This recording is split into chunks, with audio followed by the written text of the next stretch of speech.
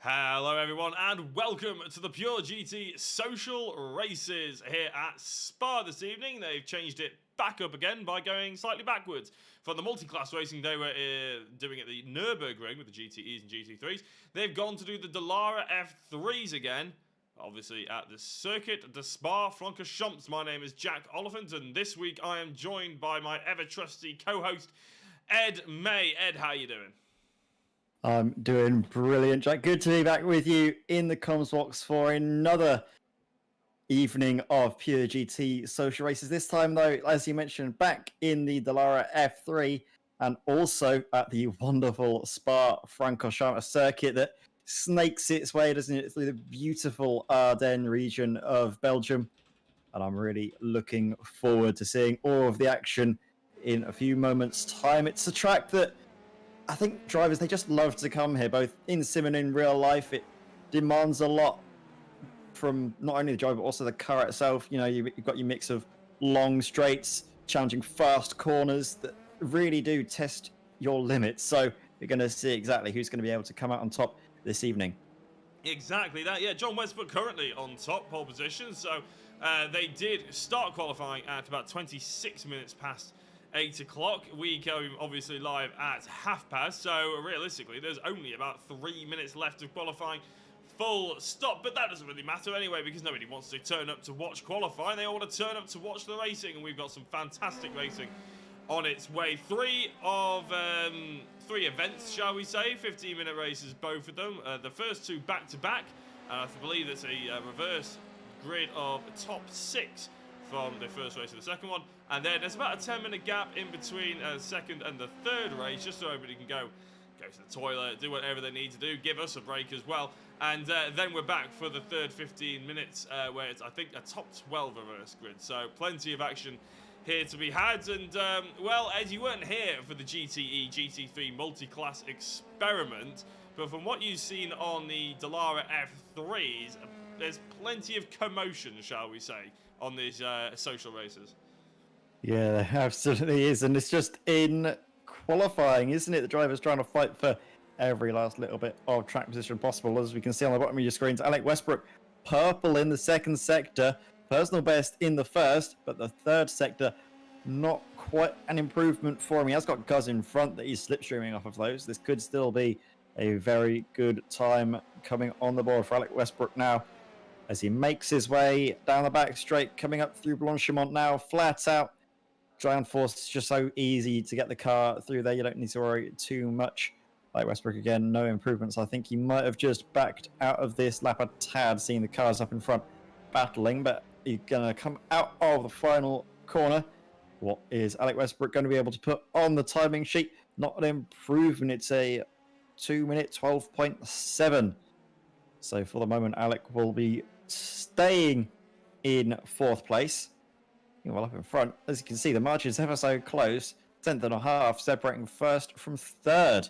Anthony Mott, very nestled up. Nice, perfectly splitting the two of them in second position. Yeah, we'll have a look at Chris Knox here. Now, I'm not sure if this is entirely... I think he's trying to line himself up to go flat out from here to get a better exit than those people who are trying to do the final corner properly. What do you think? I think he's... we'll keep an eye on him. He's currently in 10th place. It's going to be a risky move because he's only got a couple... we're going to go off 45 seconds left of this qualifying, so I don't actually think that's what he's doing. Alec Westbrook, who was on 2 purple sectors... and he's gone. Chris Knox is gone. He's going for it now. Chris Knox, I think, is starting his flying lap, so I think you are right. He was just trying to wait to get the perfect track position, go right at the end of qualifying, so there's the most amount of rubber laid down on the circuit, and he can try and get the fastest time. However, I believe Alex Westbrook has just gone purple in the first and second sectors. So keep your eyes open on the purple car that's currently setting purple times. Is it going to be so at the end, though? Will it be a session best for Alex Westbrook? Well, he's coming through the Fagnes chicane now, coming into the 2 double right-handers of Campos and Stabilo. And, well, my internet's deciding to have a bit of a mare. It's not, actually. That's how qualifying works in the Pure GC social races. That's why I was questioning Chris Knox's behaviour in just sitting there and waiting, because once it hits 15 minutes, that's it. That's your time. The most time efficient way of doing it. But we can now bring you the grid. That's your lot. Oh my word.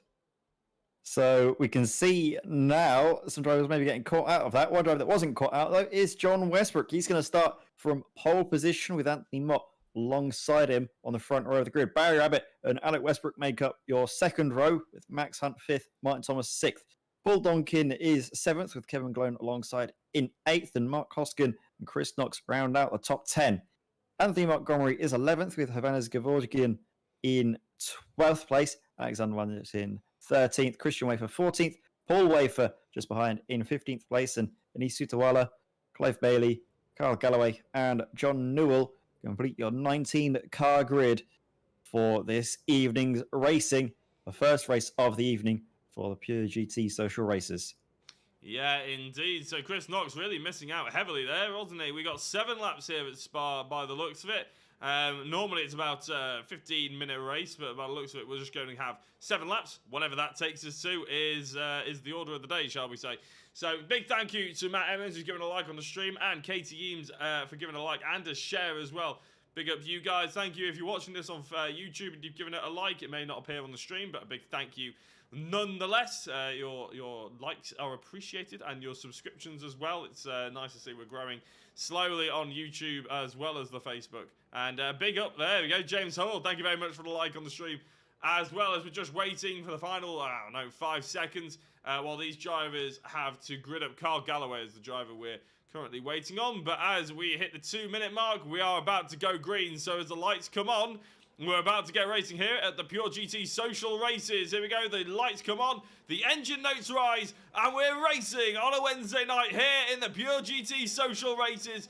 No rolling start. I completely had a mind blank then because I was trying to keep up with what Anthony Mott was doing around the outside of John Westbrook. Going up wide, and there's a car already on his head. Oh, that's Alec Westbrook. Oh my word, what on earth happened there? I think the cars just got tangled up with one another. Well, Thomas and Alec Westbrook falling down the order. Such disappointing start to the race though, isn't it? After his qualifying performances, Alec Westbrook seemingly on track to get pole position until the session ticked over. Meanwhile, look at this. They're going to try and make it. Are they 3 wide into Lecom? He's going to look for it. Cars go 3 wide in the background. There is that number 15 car trying to slide through. That's Paul Donkin getting involved. Meanwhile, side by side between Barry Abbott and John Westbrook. John Westbrook has the inside line. Is he going to take the position coming out of Malmedy into Brussels? No, they're still side by side around the outside. The 27 car, Barry Abbott, I think, is just able to hold on for the time being because they'll then get the inside through No Name. And there we go. So they're going to start to calm down, hopefully a little bit now. As I say that, well, there's a long train of Dallara Formula 3 cars that make their way through Pouan Double Gauche. Many names for this corner, but it's all the same. The double left-hander carves its way down side by side between Chris Knox now, who's around the outside trying to make a move potentially on Max Hunt. Max Hunt makes a mistake, runs too deep and loses out on 5th position. Chris Knox getting that move done and dusted. Yeah, Kevin McGlone now trying to go through on Max Hunt, and he's done exactly that. Mark Hoskins followed through, so it's been a horrible half a lap there for Max Hunt on that infield section. But he slipped down to 8th place. Let's see what he can do as he moves his way. A big thank you to Mike Tucker for the follow on the Facebook as well. Nice to have you along. Anthony Mott is leading the way, but it is a close run thing for second place at the moment with Barry Rabbit and John Westbrook, isn't it? Through Blanchemont, they go around the outside as Westbrook trying to outbrake Barry, and they both locked up, and I think there was a little bit of contact. Barry Rabbit falls down the order. Westbrook gets, but look at that undercut by Chris Knox, and it's so good. Westbrook's actually spat it out the last corner. Chris Knox up to second place. Westbrook was just too eager on the throttle, wasn't he? Coming out of the bus stop chicane, lit up the rear tyres and collided with Paul Donkin. Paul is now facing the wrong way and falling down the order. Max Hunt is getting involved with Andy Montgomery now, or is that Paul Wafer, I think, dropping back down the order? Oh my word, everyone's getting involved in incidents everywhere. Oh, calm it down, boys. It's only the first race of the evening.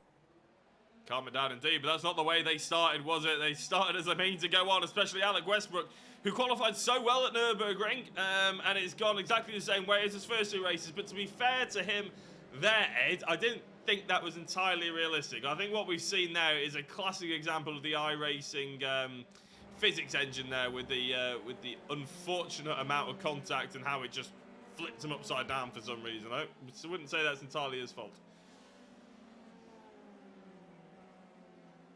We've also had a crash with John Newell just after this. This is still in the first lap, but there we go, 3 wide. It was a bit of a running theme throughout the entire grid. And then again, that big hit as they just made the smallest bit of contact with their wheels. Again, I know this is open wheel racing, but I don't feel like that necessarily would have been such a big incident if it hadn't been on the sim. And then we obviously had the Barry Rabbit incident right at the end of the first lap. Now, this is the lockup. I want to actually watch Chris Knox here, because look at him. So Barry Rabbit goes straight on. There's a little bit of contact with John Westbrook. He tries to get back on, but then look at this undercut.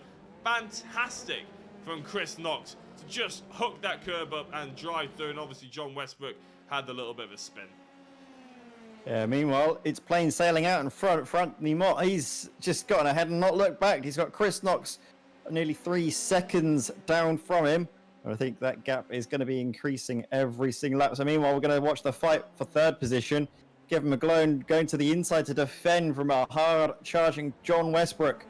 Looks to the outside, can't get a position done. Instead, tries to maybe get a later apex through the final part of the bus stop. Again, not working out. So instead, Kevin, I think, is going to just bide his time, wait a little while. And as they come out of La Source, he's going to try and get a good run through Rouge Radion and up down the Kemmel Straight into Lake Com. That's usually the best overtaking opportunity for drivers around this circuit. But will that be the case? Because Kevin McGlone did get a very good run, didn't he? Out of La Source, down through the base of the hill at Eau Rouge, up at the crest at Radion. Flat out again in these Formula 3 cars. Very light, plenty of downforce. Nothing to worry about there. No closing speed though between Kevin and John Westbrook. So I think Kevin is going to stay in 3rd position for the moment. Meanwhile, Paul Donkin's trying to come back up the order. But so is Martin Thomas, who takes the inside on Andy Montgomery and takes 5th position. But most importantly now, can he pull the gap and can he try and get up to the fight between Kevin McGlone and John Westbrook for the podium places? Yeah, speaking of that action, there's almost too many places to look at the moment. There's about 5 different battles going out on circuit, but since this is the highest of the orders, highest in the order, sorry, we're going to keep it pinned to Kevin McGlone and John Westbrook, which is exactly what John Westbrook, I imagine, is trying to do. Keep it pinned as they go through Poo on, and in my personal opinion, the second corner being Poo out, going through into the chicanes now. And I thought that was a little bit wide there by Kevin, but he managed to hook up the apex in the end. And I have to say, I was speaking to Chris Knox before, because he organises this championship and he's sort of the point of contact for us as broadcasters to this series, and he was saying that the majority, they work on a vote system here at Pure GT, and they did vote. I mean, I think Chris Knox was hoping that they would go GTE after that experiment last week, but a lot of drivers wanted to go F3. I think they're starting to cut their teeth in the series, and so this is the sort of action that we're coming to expect now. Kevin McGlone and John Westbrook. McGlone on the outside, Westbrook on the inside, but Westbrook doing the correct thing there, because I don't think there was enough of a gap. I don't think he had the overspeed. He tries to hook up the second apex and maybe get into La Source, but it's just like the last lap, Ed. Not quite happening, is it? And Kevin McGlone's getting some really good exit off these slower speed corners, and it's saving him all down the straight. Yeah, it certainly is. Kevin McGlone. Again, though, this time not such of a strong run out of La Source. We've got, obviously, John Westbrook right up behind now, down Eau Rouge into Radion. And look at this, he's got the overspeed. Is he going to look? He's going to be forced to go around the outside. So make the way through the Kimball Kink, down the Kimball Straight now. Side by side, I think we can just see the green car on the outside with his nose ahead. That is John Westbrook, but into the corner, late on the brakes. Kevin McGlone holds on once more to 3rd place. Brilliant defensive driving here from Kevin. He's putting his car in all the right positions and giving John Westbrook a really tough time of things. He is indeed, yeah, and a little bit further back, just as those guys have calmed down, we've got a little bit of a battle between the wafers here. And I'm not talking about a tasty chocolate treat. I'm talking about Paul and Christian in for the 9th and 10th place. They're running similar liveries, aren't they? I wonder if they've decided to try and go for a team-style livery here. I'm not entirely sure. We don't have a team championship. We don't even have a drivers' championship in these social races. But they do look like they're sort of coming in strong and maybe working together a little bit. Yeah, they might be, and it's always good, isn't it, to try and work together to get the best results possible for the pair of you. But, well, we know what everyone's going to be like, is it, with your teammates? You always want to beat your teammate first and foremost.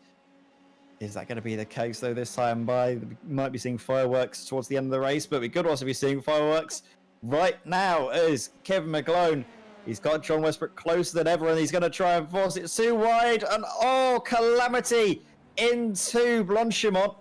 John Westbrook getting tangled up with Kevin McGlone, and both of them drop out of the podium places. Yeah, Martin Thomas has just been given an absolute gift, hasn't he, as well as Andy Montgomery. But we'll have a quick look at that one again. I think this is the classic open wheel incident, isn't it? Because they seem to get locked. Kevin McGlone tried to squeeze him. Westbrook wanted to go around the outside of Blanchimont. There was maybe half a car's width to the outside of the circuit. We'll have one last quick look at it. But what do you think on your on the crash here, Ed? Because McGlone was on the inside. Westbrook looks to try and go around the outside. Was there enough space? Should Westbrook have carried on the white line there? He maybe just touches inside. Difficult one to call.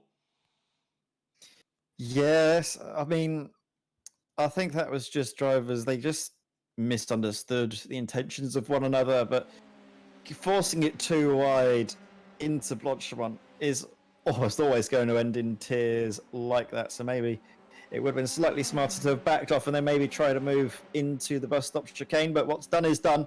And Kevin McGlone, well, he's now going to have to set his sights on Ernest Scutavala for 10th position. He's going down the inside into Lake Common, gets that position nicely indeed.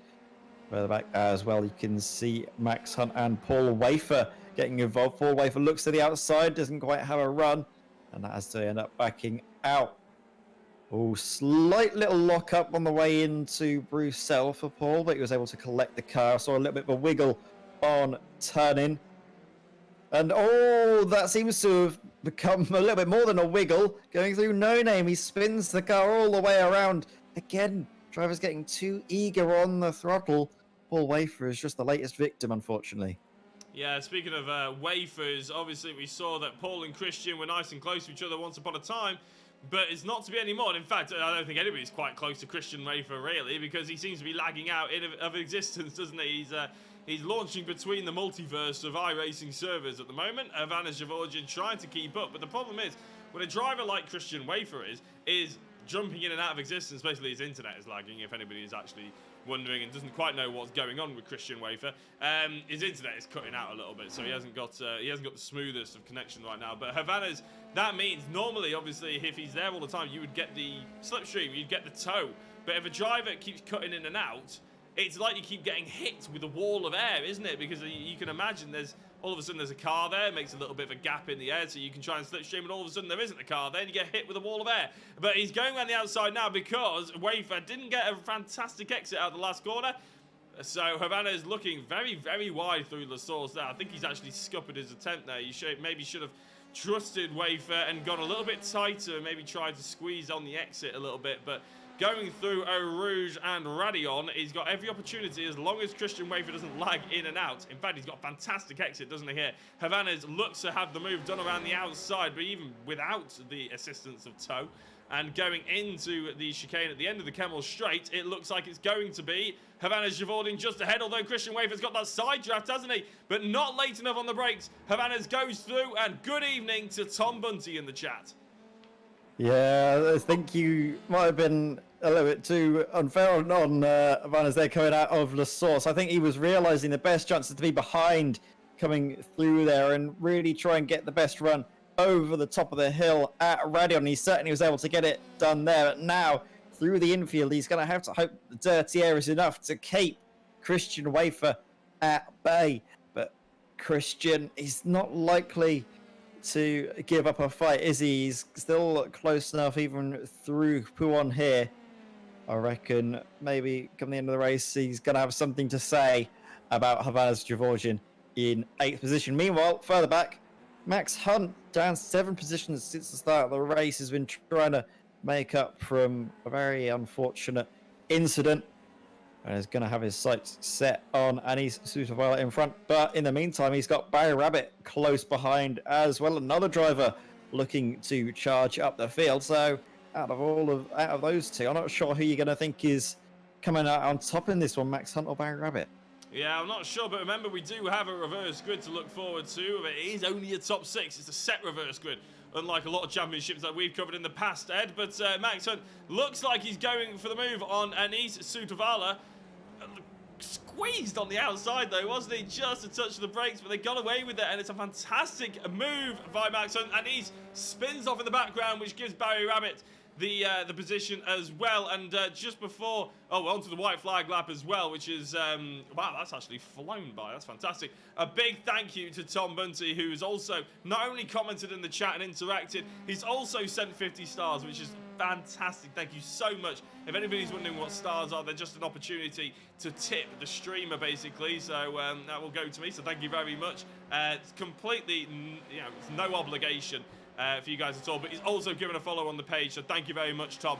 Going through his Barry Rabbit on Max Hunt now, though, and again, just like we saw before. Oh, there's a big snapback from Max Hunt. He looked like he was trying to maybe fake out Barry Rabbit, but he just ended up on the grass. Luckily, at the end of the Camel Straight, he managed to collect it back together and brake hard into the chicane. So it is Barry Rabbit going through, and he's very happy about it, I'm sure. Another thank you to Tom, as he's given a like on the stream.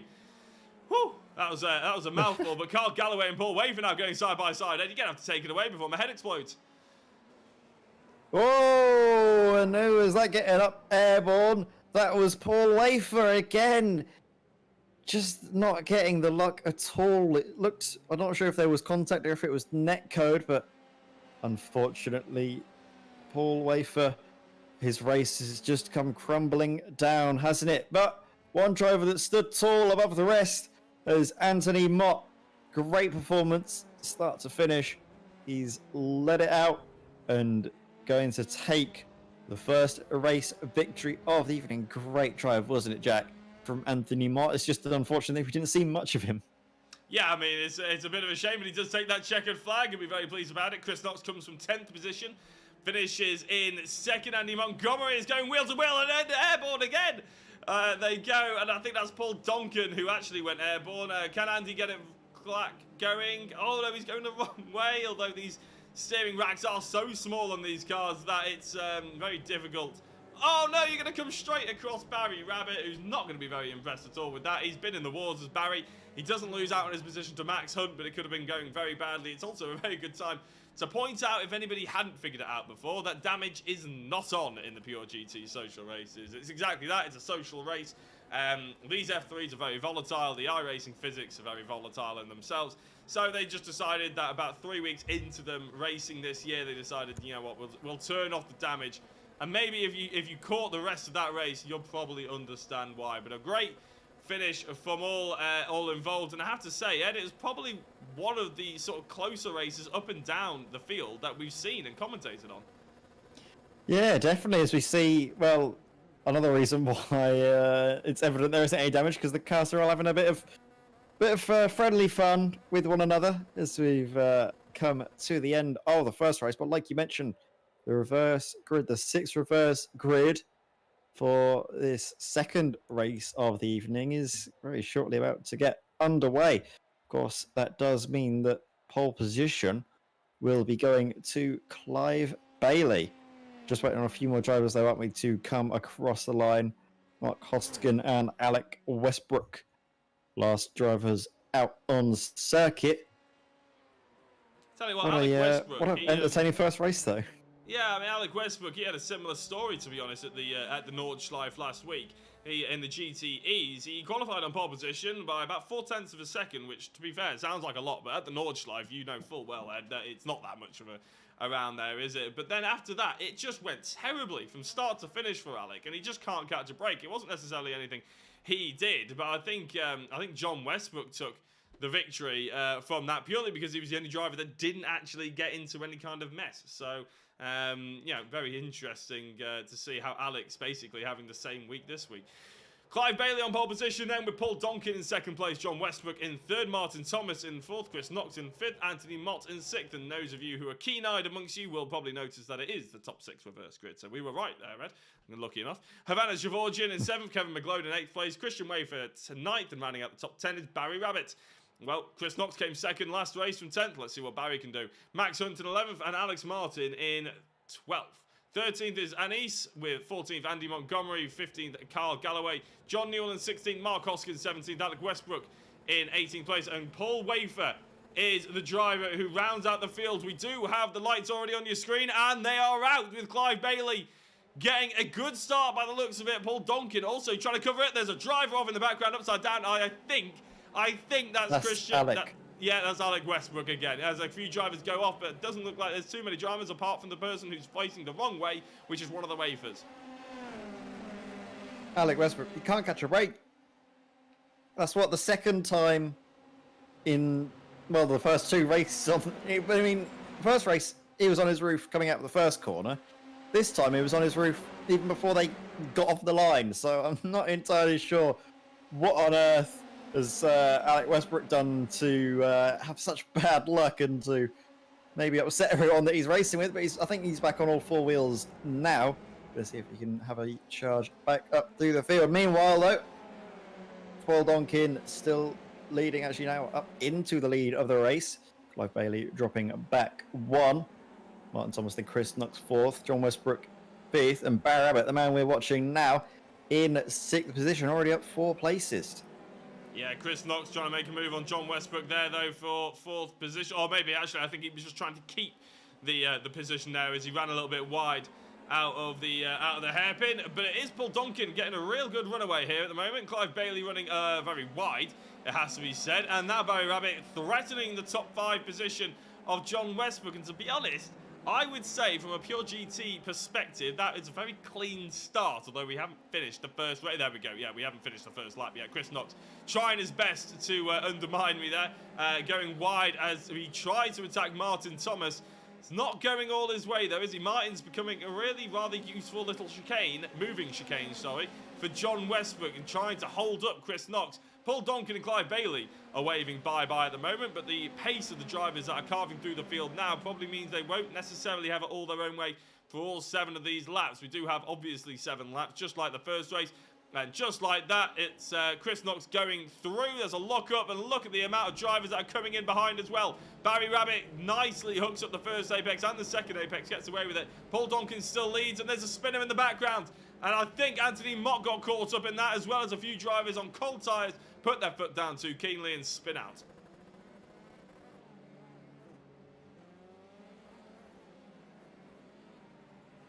So having a look into that, it's actually Kevin McGlone who was involved. Apparently, he's got a few drivers in front of him, and sorry, around him. My bad. And there we go. He actually is not even like he's trying to touch the throttle too much. He gets turned around, doesn't he? And then obviously collects a few more drivers who keep on spinning, but he gets going again, and it's contact again for Kevin McGlone. Yeah, and it was the smallest out of contact that kick-started it, and then synchronized spinning that unfortunately Anthony Mott gets caught up in. It's very unfortunate, though, to see our race 1 victor getting involved in an incident like that. We were hoping to see him try and carve up back through the field. Unfortunately, though, it just was not to be. Meanwhile, following John Westbrook now, close behind Barry Rabbit. Barry does have the car in front of Martin Thomas to try and focus on getting through on getting Barry clear off the circuit as well. I don't think, though, there's any limit to the incident points drivers get. So if they really wanted to, they could take the mick a little bit with track limits. It's good that we haven't seen any of that just so far. Although now that I've said that, if they're listening, they might get ideas. They probably will do. Yeah, these pure GT guys, they like to try and take advantage of any sort of anything that they can find, really. Barry Rabbit's had an off there, and we're just going to have a quick look at it. We haven't seen loads of different crashes, but let's see if we can find it. I think that might have just been a moment going into the fan chicane. There was a bit of there was not really door to door, but wheel to wheel contact. between. I'm not sure who he was think that was fighting Martin with Thomas. there. I might have been, yeah, I think you're right there, Martin Thomas. Yeah, you can see it looks to the outside, inside. Oh, very late then to go to the inside. I don't really know if Martin Thomas was aware of what barrier it was thinking, going left or right, and in the end, it was unfortunate, but he ended up getting taken out in that situation. Well, I think Martin Thomas, to be fair to him, like you said, he was just driving his car. He didn't change lines at all, did he? But Barry Rabbit seemed keen to try and make the move about 3 or 4 times as he goes wide out of La Source, and Max Hunt just drives down the straight, and he'll go through Eau Rouge, Radion, and throwing down the Camel Straight, only pulling away from Barry Rabbit now this time. So Barry, however hard he tries, still can't crack that top 5. Alec Westbrook, who was on his roof before we even got to the first corner, is trying to get his way through the field, maybe crack into the top 10. He's got a good opportunity here with with Christian Wafer, who I believe had an incident right at the beginning as well. A little bit of a squirm there, maybe suggested there was a little bit of a touch between the two, but Alec looks like he's got the nose in front. He's not just got the nose in front, he's got his rear wing in front as well, and safely slots into a defensive line going into the chicane. At the end of the Camel Straight, Alec Westbrook takes that 10th position. And I'm just going to try and find what happened to Alec Westbrook here. So let's have a look. He's on the starting grid. Now, he's right at the back here. He's just darts towards the inside. No, there we go. So the driver just spins, and then he just flies into him. Yeah, and who was that? Was that potentially the number... I don't think that was the number 3 of Kevin McGlone. That might have been the number 2 of Andy Montgomery, potentially getting involved in that incident. Yes, it was. Unfortunate. It was just the cold tyres on this Dallara Formula 3 car. They're very, very slippy. You get no traction when you're trying to accelerate. But unfortunately, we saw Andy get caught out that time around. Meanwhile, we can see a fight for 3rd place. Clive Bailey with John Westbrook right behind him now as they make their way through Blanchimont. A potential move on the cards into the bus stop chicane. You can see Clive Bailey goes to offensive, but forces the issue down the inside. John Westbrook, wow, he had to really put a lot into that move to get it to stick, but I think a little bit of cooperation from Clive Bailey definitely went a long way there. Well, it's like the old quote about Senna, isn't it? Like, he's going to put his car there. It's up to you whether you're going to crash. That's effectively what John Westbrook did. He stuck his car up the inside. He said to Clive Bailey, you know what? If you want to take your line, we're having a crash. So be sensible and just let me have it, will you? And that's exactly what Clive Bailey did. To be fair to Clive, I think he's raced really well. He's still in the top 4. And to be honest, he's done this reverse grid with style. Paul Donkin, now he's got just under a second of a gap between himself and Chris Knox now, and I think Paul will be the first to admit he's probably not got pole position pace on him. However, he's done a fantastic job as well at keeping in this pole position at the moment. Even though it is a reverse grid, you've still got to drive consistently to keep that place, and he's doing exactly that. He may lose out to Chris Knox, but he'll be certainly hoping that he can keep it ahead of John Westbrook and maybe, just maybe, get that podium position away. As Savannah Javorjan goes through on Anisu Dvala, and I think apart from that, we got quite a gapped out field here. Barry Rabbit to Clive Bailey is about the same kind of gap that you're looking at here between Paul Donkin and Chris Knox. So we'll keep an eye on Chris Knox and maybe go on board with him, Ed, to see how on earth he's driving this Spa circuit. Yeah, you can see on board with him now, going into the Fania chicane, getting nicely over the curb on the inside of the right-hander and also on the left. Taking plenty of speed in. Not too sure about his livery, but his driving certainly looks nice. And up in front, oh, what's happened there? Paul Donkin feeling the pressure and making a very uncharacteristic mistake. He was doing so well up until that point, but Campus getting on the throttle into Stavolo, just the car didn't want to grip up, it seems. I know for a fact Katie Eames is going to come on the chat and say that that's the commentator's curse, and I am apologising profusely to Paul Donkin for that one. I know he'll probably send me a message afterwards saying that he was enjoying that, but you're right, I think he just felt the pressure as Clive Bailey feels the pressure from Barry Rabbit to go through yet again. So again, Clive Bailey had 3rd place, and again, it's been taken off him really rather swiftly. Chris Knox set a purple lap time, a 2 minute 12.0, half a second quicker than John Westbrook, but obviously where Knox did pretty much have the slipstream for half of that lap, so not really a massive surprise. Anthony Mott comes in and smashes it anyway with a 2 minutes 11.9, and Alec Westbrook actually a 2 minutes 11.9 as well. So plenty of quick drivers out there at the moment, but right now, Clive Bailey's actually having a look at Barry Rabbit. Yeah, he is. He's going to get a good run, doesn't he? Out of Radion. Is forced to go around the outside on the run into leg com. He's going to have his nose ahead. He's going to have his rear wheels ahead as well, but he's going to be on the outside. It's going to take a lot to try and stick it there, and he backs out of the move in the end. Barry Rabbit holds on for the moment to the third place, to the bottom step of the podium. Meanwhile, in the background, we're seeing, who's that dropping down the order? That's Hovans Gevorgian. Essentially with a slowdown, perhaps. Get very clear of Alec Westbrook there. Yeah, he wasn't defending that in the slightest, was he? He wasn't looking to outbrake him at all. He just knew that maybe Alec was going to be the quicker driver and let him go. All of a sudden, we can't keep our eyes away from Clive Bailey, can we? Because Max Hunt goes through on him, and now Martin Thomas is smelling blood. Thomas, obviously a driver that was very close to the front. I think he was in third place for quite a little while. We saw him having a coming together with Barry Rabbit. Kevin McGlone sniffing blood in the water as well. He's in 7th place. I'm sure he'll be sort of looking at the drivers ahead of him, thinking if they start to have a fight, I've got an opportunity at closing this 1.8 second gap, as long as he doesn't get any jip from the fastest man on the track at the moment, Anthony Mott, who's currently in 8th place. Mark Oskin is 9th, and rounding out the top 10 at the moment is Christian Wafer. Chris Knox doesn't seem to be having any problems, does he, at the front of the field now? John Westbrook's pretty happy rotating in second. Barry Rabbit's finally got into his podium position. I don't think we're going to see too many position changes there, but, well, one place we are seeing a position change for is for 7th place, and that's because these two drivers are going side by side, and that was nearly always going to happen. Anthony Mott has a little bit of a tap with Kevin McGlone, as two don't quite go into one in that final corner. And to be fair, that's what we love to see, Ed, isn't it? Kevin McGlone giving in the place back, knowing full well he may have been at fault there. Very sporting driving there from Kevin McGlone. You're going to see a replay of the incident, though. This was going into the bus stop chicane. Seems they was late enough on the brakes for Kevin McGlone. But then around the outside, he still has a little bit of an overlap, to be fair. And, I mean, having a look at that, it feels to me that, well, Kevin McGlone, he can't really disappear in that situation. Maybe he would have been fine just to carry on. I think he was a little bit too polite.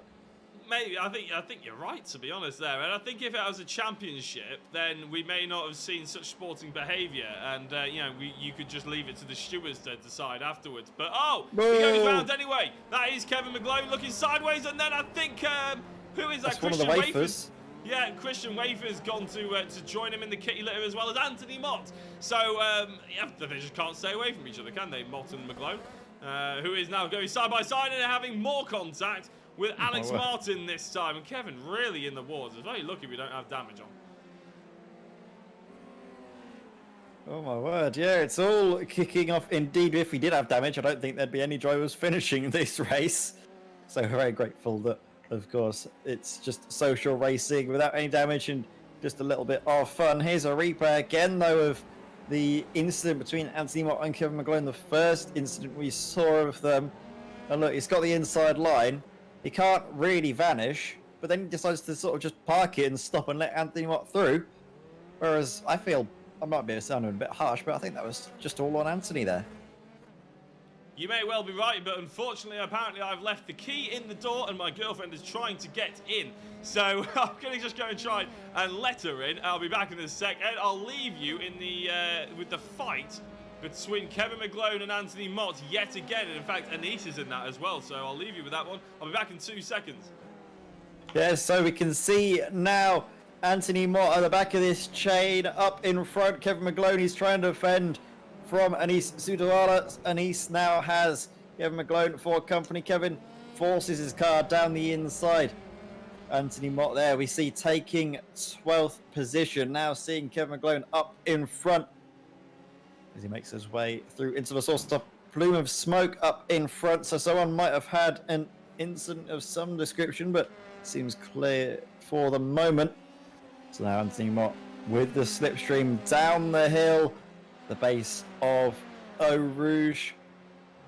They climb up the hill, and judging by the cameras changing, Jack, you're back. Yes, I am. Sorry, yeah, just locked my girlfriend out, but it's fine. She's back in. There's no need to call any abuse hotline. But Alec Westbrook, though, he's up 11 positions into 7th place as well. And if we haven't mentioned it before, we are on the final lap. So Chris Knox in the lead of this race, 2.2 seconds.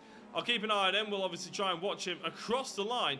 But just wanted to catch that Alec Westbrook overtake on Mark Hoskin because, as I said, it is for his 11th position. He is the driver who's gained the most amount of positions from the start, and considering he was on his roof at the start, I'd say that's pretty damn impressive. But as we sort of come towards Blanchimont for the final time, we're going to keep an eye on Chris Knox because, to be honest, once he got into the lead, Ed, there was no real doubting it, was there? He's a fan of the F3. He preferred the GTE cars, apparently, but it still hasn't stopped him from being the class of the field in this race. Yeah, exactly. So Chris Knox now comes around, just got 2 more corners to go, and he'll be able to take the race victory for the 2nd race of the evening. Chris Knox wins the 2nd race here at Spa-Francorchamps. In the background, you can see John Westbrook coming across the line in 2nd place. Barry Rabbit makes up your podium places.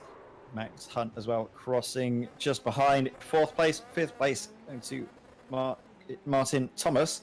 Don't forget as well, though, there is a top 10 reverse grid, and I think Martin and Gevorgian, they've just about swapped. There's been drama there for reverse grid pole.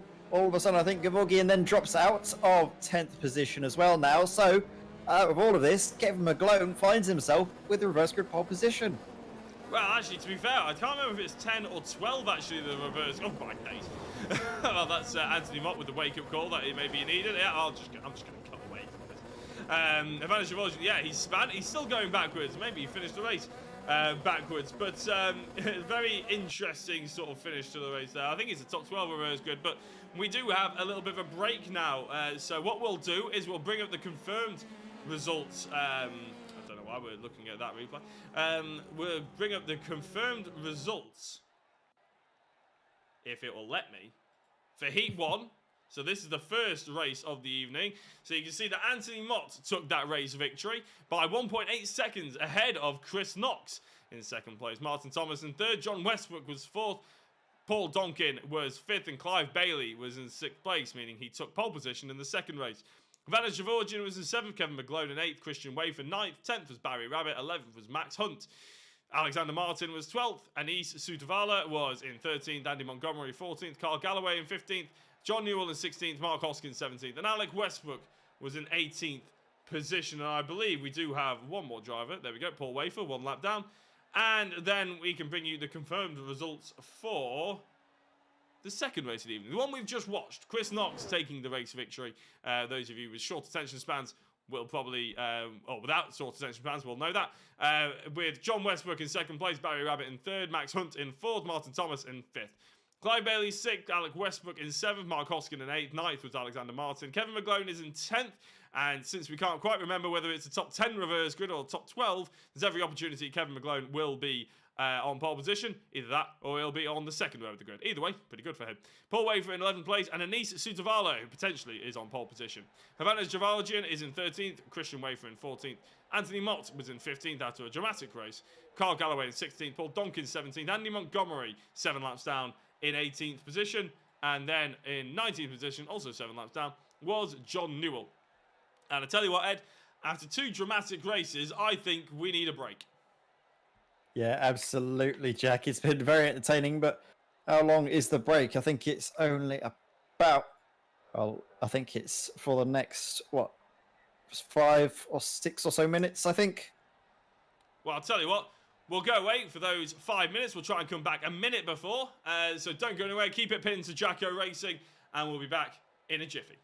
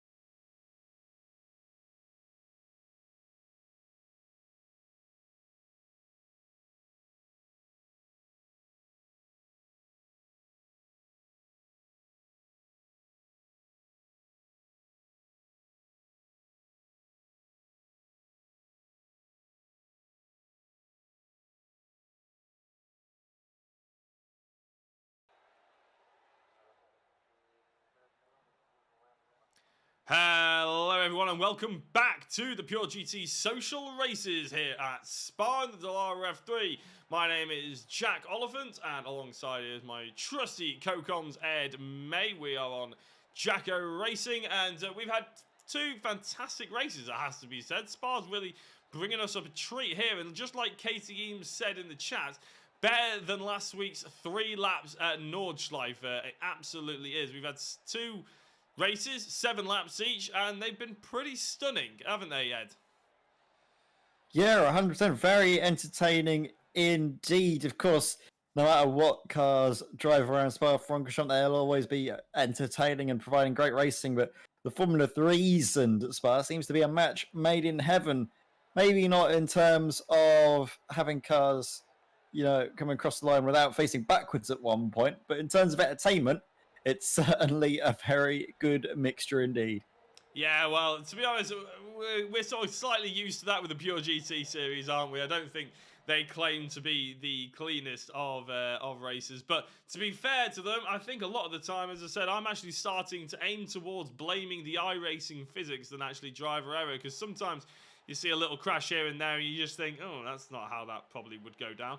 But, either way, we're going to go into the third and final race of the evening. And indeed, Ed, you can take us through the race grid. Yeah, so Kevin McGlone now starts on pole position. 10th place in the last race is pole position, with Alexander Martin alongside in second place. Mark Hoskin is third, with Alec Westbrook fourth. Clive Bailey lines up fifth, with Martin Thomas alongside him.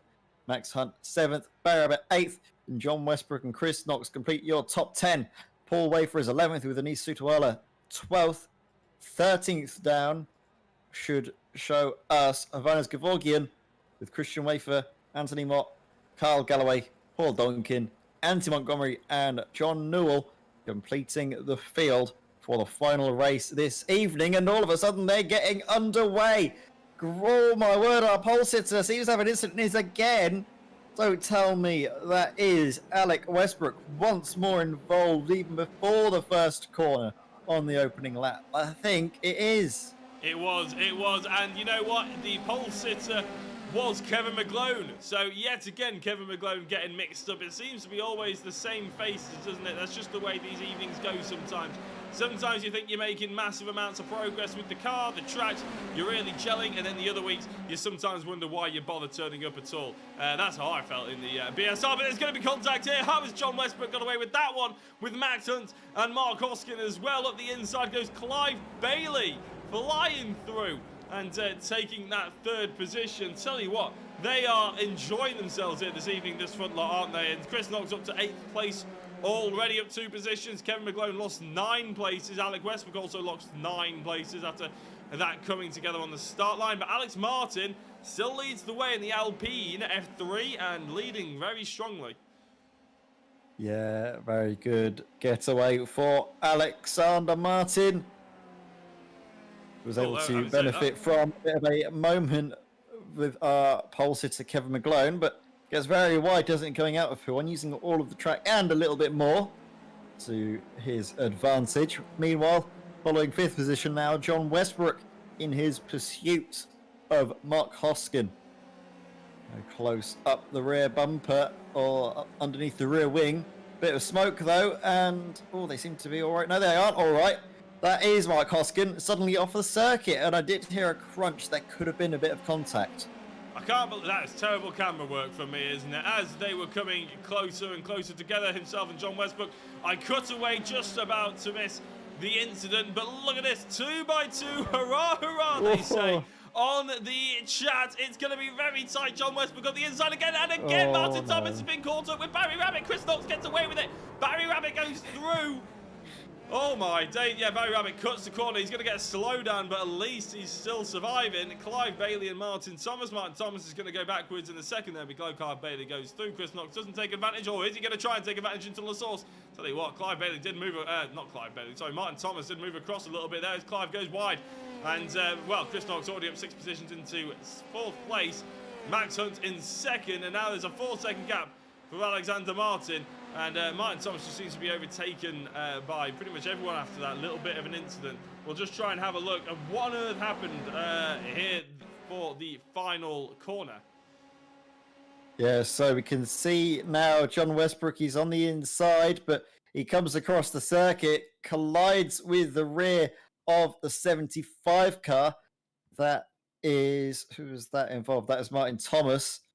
Meanwhile, John Westbrook, he's going sideways, isn't he, across the circuit. Chris Knox, in the meanwhile, able to come out that one, smelling the roses. Yeah, well, he's just been having a chat to us, hasn't he? He's been driving 15 hours today. Can we get another replay of that? Because we saw Martin Thomas in that incident earlier almost take out the Red Bull liveried car as he was sliding over the grass and rejoining onto the circuit. But he's seemingly lodged now with Carl Galloway. I'm not sure where that is on circuit. I think that might be going out at Malmedy. Yeah, I honestly can't keep up with what's going on right now because there's about 5 different battles that are all within a tenth of each other. The first one here is Max Hunt and Alexander Martin, who's gone through. Clive Bailey and Chris Knox are the next two. So there's a battle for first, there's a battle for third, there's a battle for sixth, and there's a battle for 8th place. And this is thrilling for the Pure GT guys. No wonder they wanted to go back to the F3 after trying out the GTEs. This is absolutely sensational as Chris Knox tries the old cut up the inside, cutting the grass while he does it. Go through Blanchimont flat out, nice and easy for him. And it's the place has been gained, but Clive Bailey looks up the inside.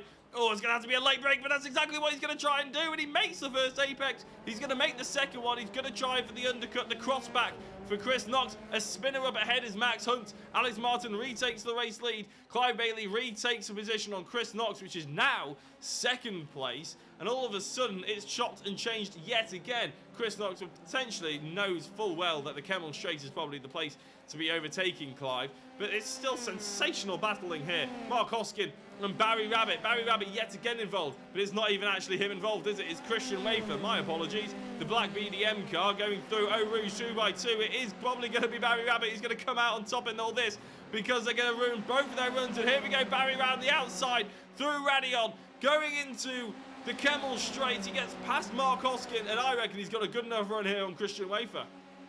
He's going to look, he's doing his signature weave, isn't he, Barry Rabbit? He's going to, though, pounce down the inside, and I think he's going to get that move done and dusted. Yes, he does.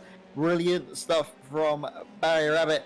Timed his run to perfection, didn't he? Out over the crest at Radion, down the Kemmel Straight, using his car positioning to perfection. Meanwhile, we're following a fight further in front. Clive Bailey now with Chris Knox accompanied down the inside. Chris goes through into P1 and he gets that move sticking. It's so hard to fight around the outside through that corner, as Clive Bailey has just found out as he drops down into third place. Yeah, I completely blame Mark Bailey in the chat. There's absolutely no relation between himself and Clive Bailey. I think he just prefers that he's got a shared name. It is one of my best mates from school, though. So go away, Mark, because you're bringing bad juju towards Clive at the moment, because Max Hunt is hunting him down as we speak, and it's something I always have to say every single time we cover the Pure GT series. It's just far too easy to call that pun. Chris Knox, though, he's leading the way, isn't he? Well, sorry, he's not leading the way. He's hoping to lead the way. There's a 1.8 second gap between himself and Alex Martin at the front of the field, and you just think that if he can keep ahead of Clive for more than the Blanchimont straight or section, he's got an opportunity, hasn't he? He's got to exit the final corner properly. He's got to exit La Source efficiently as well. And then I think Clive Bailey will actually have more thinking sort of to look backwards than he will to look forwards. And I think, there we go, Max Hunt looking really rather racy with Clive as Clive locks the front brakes up into La Source. Max Hunt is on the charge. Yeah, so we can see now Max Hunt, he's going to see if he can get the podium under his belt. He's close, isn't he, to Clive Bailey as he makes his way over through Eau Rouge and Radion now down the Kemmel Straight. Clive Bailey will have a bit of slipstream from Chris Knox in front, but Max Hunt with the overspeed on the earlier part, he's going to be able to have the overlap, and I think he's going to get his whole car in front into the braking zone. So Max Hunt up now into third place. What? No, that isn't Max Hunt. That was Clive Bailey up into fourth place, I think, trying to catch up to Max Hunt. Yes, it was. That's exactly what it was. John Westbrook goes through on Kevin McGlone. I just saw that little back action. And considering Kevin McGlone has been in the wars this evening, I thought I'll just cut the cameras to him and hope that we see a nice clean overtake for once, because he just seems to be getting bashed out of the way. But that's not John Westbrook's way, is it? He carves through him nice and efficiently. Chris Knox and Max Hunt. Max Hunt, I tell you what, Chris hasn't dropped, has he? And maybe due to the fact that obviously, like I alluded to earlier on, it was a 15-hour day for him at work today, driving all around the Highlands of Scotland. But he doesn't seem to quite have the pace that he did in that second race. Maybe it's all catching up to him. Maybe the adrenaline of the second race has worn off and he's just getting exhausted now. He's got good pace on him. Alex Martin still just about getting reined in, but that second gap is going to be all so important, especially if Max Hunt decides, coming out of Blanchimont, he wants to have a look up into the inside of the final chicane. He's already looking like he's getting racy, isn't he? Chris Knox not even bothering to defend into the final couple of corners. No, Max Hunt goes up the inside, and we're about halfway through this race. He's going to try and get the cut back as Chris Knox. He's not going to get it, though, but he has got a fantastic exit using all the track limits available to him to get that second place back and into Stavelo, who'll be on the inside. Yeah, so Chris Knox down the inside into Stavelo. Second place is his for the moment. Closes in as well on Alexander Martin while all of this has been going on. So now could we potentially see a change for second place, or are we going to see a change for first? Well, Chris Knox coming through Eau Rouge Raidillon. Very good run indeed. Very defensive though, isn't it, from Alexander Martin. Holds the inside line, forces Chris Knox to go around. Is he going to be able to hold it though? Late on the brakes, you can see a bit of a wiggle there from the number 5, Alexander Martin. Keeps the car under control, stops it just in time, but a cutback potentially for Chris Knox as he makes his way through Bruxelles and then through Malmedy, into Bruxelles, but in the background, who was that having a moment? Was Max that Hunt. Potentially that was Max Hunt. So third place was probably looking too much at the fight and not about the circuit. Oh, Chris Knox still wheel to wheel for the lead of the race with Alexander Martin, who drops back behind now. Chris Knox taking the lead of the race. Yeah, it was a good fight, wasn't it? For about 2, 3, 4 corners, really. It's just a shame that Max Hunt ended up spinning out and wasn't able to get involved. I thought it was going to be one of those classic situations. I'll tell you what, is that a fly around the out? That is amazing move. Tell you what, Alex Martin, if they can keep it, that is some sensational driving. And I tell you what, it's pretty damn good driving from both of them, isn't it? The racecraft between these two drivers is sensational right now. They're going nice and close, carrying loads of momentum, trying their best to overtake each other, but they're keeping it clean. And that is something that maybe we don't always see here on the Wednesday nights, but it's something that is very refreshing to see right now. So brilliant from those two. But like I was saying, I just thought we were going to have a situation where it's the classic 3 wide, as Alex Martin, I can't even finish my story. Stuff the story. Let's just keep looking at what's going on in front of us, because Clive Bailey's getting overtaken by Barry Rabbit into the final chicane, but we're keeping an eye out of this battle for first place, and that's a huge cutback attempt by Chris Knox, isn't it? You can see his intention there. Try and get the best run, try and get the car as straight as possible, as early as possible, to get on the power, going into La Source on the inside of Alex Martin. Barry Rabbit and Clive Bailey still going side by side. It is Chris Knox coming out of La Source, but how are they going to go out of the Kemmel Straight? That's the big question. With 6 laps into this 8-lap feature race, 1 lap further than we have done in the previous 2. Let's see how they finish up. Yeah, oh, he's going to try it around the outside, then becomes the inside 2 abreast. Up through Eau Rouge. Wow, what a move. If he can pull it off from Alexander Martin, but it doesn't seem like it.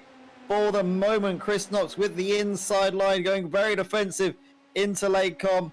We'd expect to see him hold on, but I say we expect to see it. I'm not sure if we're going to see it. As again, Alexander Martin forcing the issue. This time loses out, and are we going to see Barry Rabbit suddenly arrive on the scene? Maybe have a little bit of a look down into Bruxelles. He looks to the inside. Does he get it to stick?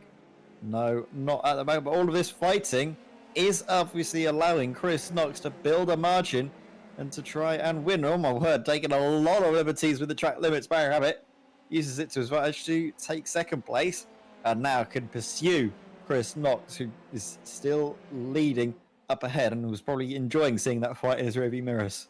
Yeah, I think Barry Rabbit taking a leaf out of the Max Verstappen way of overtaking by just flying off the circuit and deciding that's how he's going to do it this evening.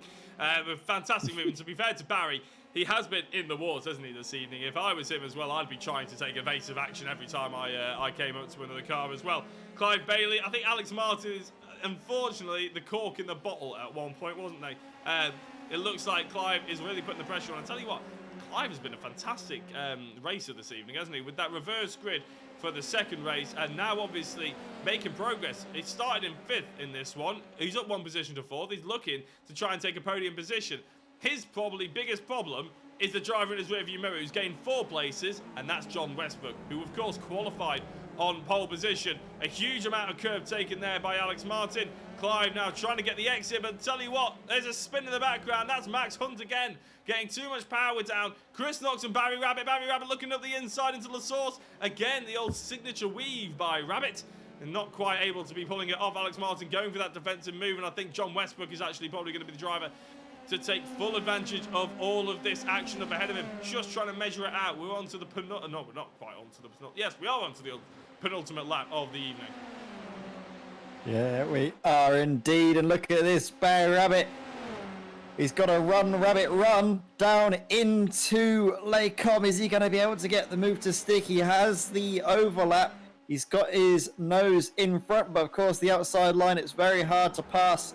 But sweeping the extra speed, he then gets the outside, then becomes the inside, that soon again becomes the outside. The cutback could be on the cards if he wants to slot in behind and then go down through Roussel. He's able to pull it off as well. Barry Rabbit now up into the lead of the race. Great overtake ahead of Chris Knox, but Chris, he's never going to give this up, is he? He's really wanting to fight this and try and take the second race victory in a row for him this evening. Yeah, he will, that's for sure. He loves a good fight, does Chris, and he'll be relishing in the fact that Barry has bought him this fight this evening. We had a look. John Westbrook had a spin, unfortunately, going through the Lacombe chicane. And yeah, that's how, unfortunately, he was in the leader, though. So I said that he was going to be the big gainer. Well, he was for about half a second, unfortunately. Now, Alex Martin's still ahead of Clive Bailey, but there's quite a big gap, owing to the fact that, obviously, there was that spin by Westbrook, who has rejoined, to be fair, in 7th place. Although Clive Bailey's had a spin now, so Westbrook's up to 6th.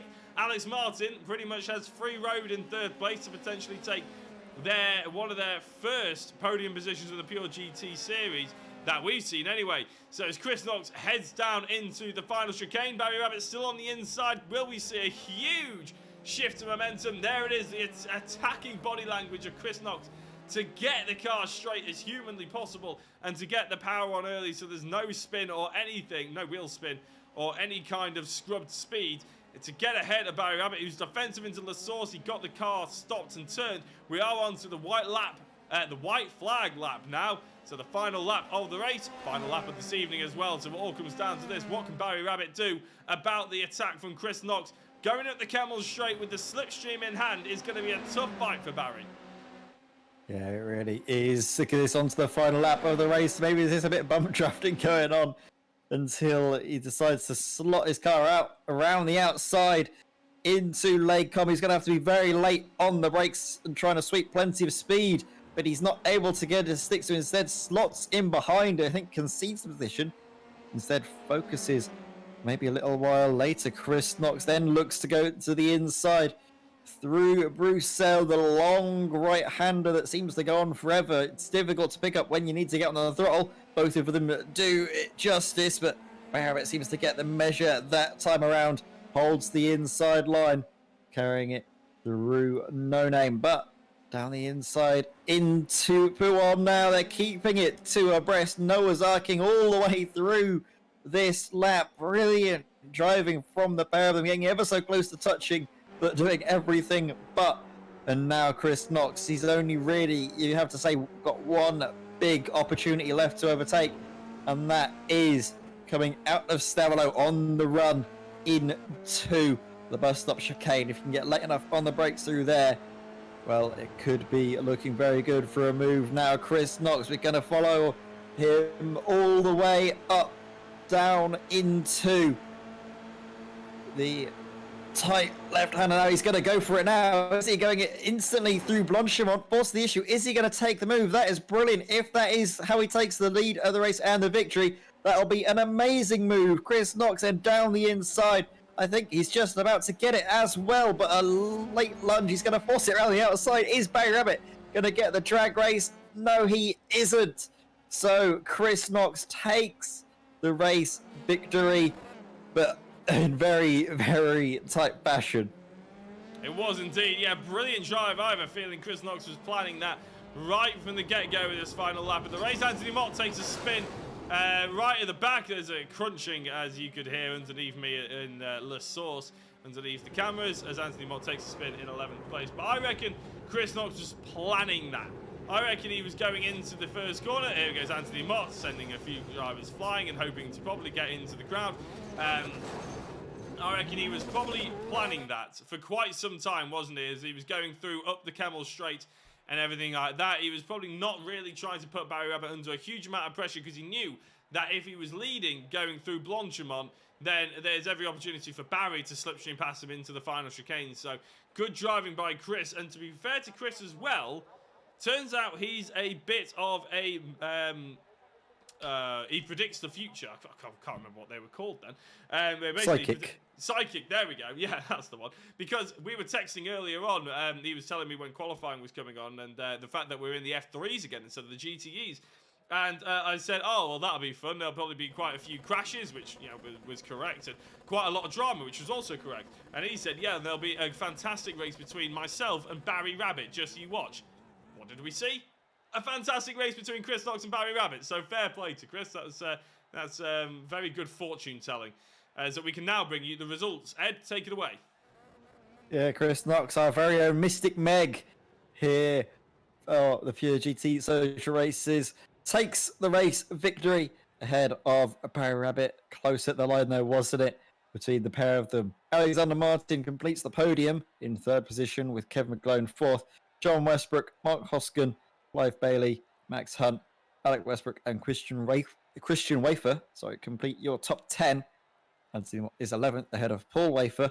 Carl Galloway is 13th. Paul Donkin 14th with Martin Thomas 15th. Annie Sutawala, Ivanis Kevorkian, and Andy Montgomery complete.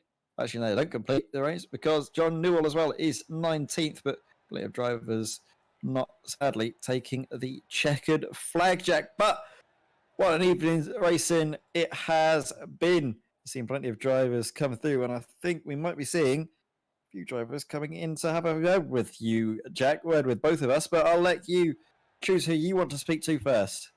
Yeah, we'll drag in the race winner from not only the third race of the evening, but obviously the second one as well. Chris Knox, welcome to the commentary box. Welcome to the stream.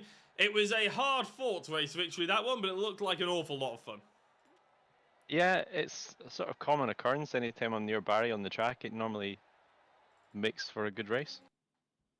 Well, it certainly did make for a good one, good race there. And you were telling us in the sort of interval, shall we say, that you were basically working for about 15 hours a day here. It must have been a bit of a stretch. You must have been pretty exhausted by the end of that third race, especially with all the adrenaline that must have worn off after the second race of the evening. Was that one a lot harder? Yeah, I must admit I'm flagging a bit now. One thing I realised with this VR, I forgot that the tracking only works when there's good light in the room, and halfway through race 3 there wasn't. So I found myself outside the car at times, which was interesting. But the last 2 laps I managed to get it to a point where I was comfortable with and managed to hang on for the win. So you were driving that, and your car position, you were basically on a different camera angle. You weren't actually sometimes I was car. Sometimes I was like 3 feet to the left of the car going through a rouge, which was interesting. And I had to keep resetting the VR, like the reset button, to put me back to the normal view. So yeah, astonishing. At points it was interesting, and then occasionally I would sort of dip lower and lower into the tub. That is, how on earth you keep your lap times up with that going on is beyond me. And Lap spatial 4 and awareness. 5 were interesting. That's when everyone caught me back up. We were thinking that because there was about a 3-second gap at one point between you guys, between you and second place, and all of a sudden Barry Rabbit was on you. But I'm sure you probably enjoyed that more than just leading, like race 2, leading the way by 4 seconds and just taking an easy victory. Oh, for sure. I'd take like 2 laps of hard racing over like 8 laps of sitting out in the lead any day of the week. Absolutely, yeah. Well, I'll tell you what, Chris, we won't keep you for too long, purely because obviously I feel like you need to go to bed, especially if you're up tomorrow at like 3 a.m. again or something ridiculous. I'll get a lie-in tomorrow. About Fantastic. 5. Only 5 a.m. That's brilliant. Is there anybody you'd like to give a quick shout out to before we let you go? Just the guys that are working with, guys from Clinny Waste that are watching. It should be Lee and Peter, maybe Craig as well. So shout out to them if they're watching. Oh, big up to those guys. Thank you very much, Chris. We'll let you jet off and maybe try and wind down for a reasonable night's sleep. Cool. Cheers, guys. And that was Chris Knox, our race 2 and race 3 victor here this evening. I'll tell you what, Ed, I'm going to drag in a Barry Rabbit for you to have a chat to, because he was certainly in amongst it, wasn't he, for the first 2 races? But that third race really shone a light on how good he can be. Yeah, absolutely. So welcome, Barry, to the comms box. And that was a very entertaining evening's racing, not the least the final few laps between you and Chris Knox. Just talk us through what it's been like just this evening for you. Yeah, hey guys. Yeah, good fun. A very busy week, so I didn't get on to the sim at all. Like, it's just for a few minutes before qualifying. So happy with that. Had to work my way back. A few silly mistakes put me further down the grid. So had to work my way up from 10th, I think it was, on the starting grid. And yeah, the last few laps was great with Chris. It's always good racing with Chris. We had a bit of a multi-lap dice at the Nürburgring last week, so we continued it on here. It's at Spa, a few miles up the road. It was good fun. He was in the better position for the last lap, being in P2, and he got the tow and got it done before I had a chance to come back at him at the bus stop. Yeah, did any part of you maybe think about trying to game the system a little bit, maybe let him through into Lake Com and then try and get him at the end of the lap, or was it just? Yeah, to be honest, I was kind of thinking that. Well, later in the lap when I said I seen him coming, I knew he was going to get me on the back straight, but I got a particularly good exit, but it was still not enough. I got a good exit onto the back straight up before Blanchimont, and but it was still not enough. It actually probably worked better for him because he got the tow later, so it gave me no fight back. But no, it was well played by Chris and good clean fun. Exactly what we need in the Wednesday evening. Yeah, exactly. And talk us through obviously next Wednesday. Do you know what circuit and what car combination we might be seeing that time? No, we'll put we'll put it to a vote between the guys over the next day or two, and then we'll decide where we're off to. We've done a bit of a world tour already, so maybe we'll start. This is the first track we visited for the second time, so we might go back to something we've done previous, and then the car is possibly up for changing. But I love the F3. I'm a single seater racer in real life, so. The stuff with the roof is only to bring you to the track. You know, you want a real car when you get there. So I'll be voting to stay in the F3. Yeah, well, hopefully we'll be able to see plenty more action in these Pure GT social races. But thank you very much for joining us in the comms box, Barry. Congratulations, of course, on your racing. But maybe next time we'll see you might be able to get that committed first place. Yeah. Well, look, we had a good run. We two wins at the Nürburgring last week, and we had a problem in the first race. So the stop was taken 3 from 3. So I won't be greedy. We'll let Chris have this one. We'll let him have that one. I'm kind of you as always, Barry. All right. Thanks, guys. Thanks for the stream, and looking forward to watching it back in a little while. And that was Barry Rabbit coming in tonight with a nice chat. Now I'm going to have a chat with one more driver just before we log off for the evening, and it's going to be Kevin McGlone, purely because, Kevin, it wasn't necessarily, we're not dragging you in because necessarily of a fantastic finishing position, although that third one was an awful lot better in 4th place. But you've been beaten up left, right and centre tonight, haven't you? Well, I'm really glad that somebody else saw it that way as well. it was a tough race. Wrong place, wrong time, which, to be fair, is a lot of the incidents in the Pure GT. I don't think any of it is malicious. but you know that at least the third race of the evening, that fourth place, you must feel pretty good about that. Even if you did sort of lose 3 places from your starting position, it's an improvement, isn't it? You kept yourself out of trouble. Look, the start was completely my screw up. No one else to blame but me, and I'm the first one to blame myself. There was an incident in, I think it was race 2 with Anthony Mott, where Anthony and I were having a 1-2 into the bus stop. We were actually talking to each other at the time. It was a racing incident, but I felt that he wouldn't have spun out if it hadn't been for me, so I pulled over and let him by. And then unfortunately he got a go slow, having been off the track. So I'm willing to give things up when necessary. Race 1, I don't feel that I was in the wrong in 3rd place. I haven't seen the review of it, but I felt I got, to your words, beaten up. Well, to be fair, I can't quite remember the first race one that you're talking about, but the second one between yourself and was it Anthony Mott? Was it at the bus stop? Yeah, the bus stop. Like that was completely. Anthony and I have good races. In good 1-2 sessions, we enjoy racing together. We enjoy pushing the limits.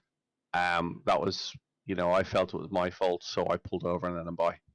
Yeah, I was going to say, to be fair, I think me and Ed both called it the same way. It just seemed like almost just a racing incident coming together. I don't think it was either way, but it was really nice for you to sort of obviously, well, it was really nice to see that you sort of pulled over to try and almost continue that fight with Anthony. I mean, at the end of the day, it is social races, isn't it? It's not a championship. I suppose that's what you log on for, isn't it? For nice, clean races. And although the F3 car is unfortunately prone to overreacting when there's a bit of contact, isn't it?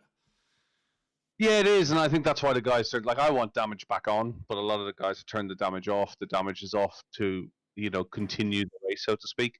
I enjoy the racing, and I did actually ask as he slowed down, heading down from the source to Eau Rouge. I asked why was he slowing down, and then that's when he told me he had to go slow. I'm in it for the social racing, and as long as it's social, I'll continue to race. Race 1 didn't feel very social tonight.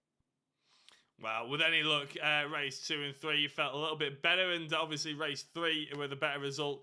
And next time, whatever track and whatever car it comes in, I'm sure you'll hopefully enjoy that one too. Before we let you go, Kevin, is there anybody you'd like to give a quick shout out to as a thanks for watching the stream, anybody who might be watching, really? Yeah, well, as usual, I always like to say hello to the usual nobodies, so I'm not going to say hello to them. Yeah, I always like to feel One like day we'll find out. They know who they are. They know who they are. Yeah. Well, thank you very much, Kevin. We'll let you jet off and go for a bit of a sleep or whatever you end up doing. And we'll speak to you next week, probably. Cheers, guys. And that was Kevin McGlone, who we can see on our screens, parking rather weirdly on the outside of La Source, trying to probably go home in the same car he was racing in. Well, Ed, that was an entertaining evening's racing. Obviously, a little bit of contact here and there, which I suppose is fairly regular, isn't it, to see on these social races? But with any luck, hopefully everybody enjoyed themselves, and we can come back next week even stronger. Yeah, absolutely. I'm definitely looking forward to the next week. Wherever we go and whatever cars we go there in, there's going to be entertaining these Pure GT social races. Very, very entertaining, fast, quick, exciting action, which is all you really need, isn't it, Jack? It is indeed, yeah. So whatever track they're off to, whatever car they're going to be in, you can be sure to watch it here on Jacko Racing with myself and hopefully Ed May alongside with me. My name's been Jack Oliphant. You've been watching this on Jacko Racing, and we'll see you next week. Bye.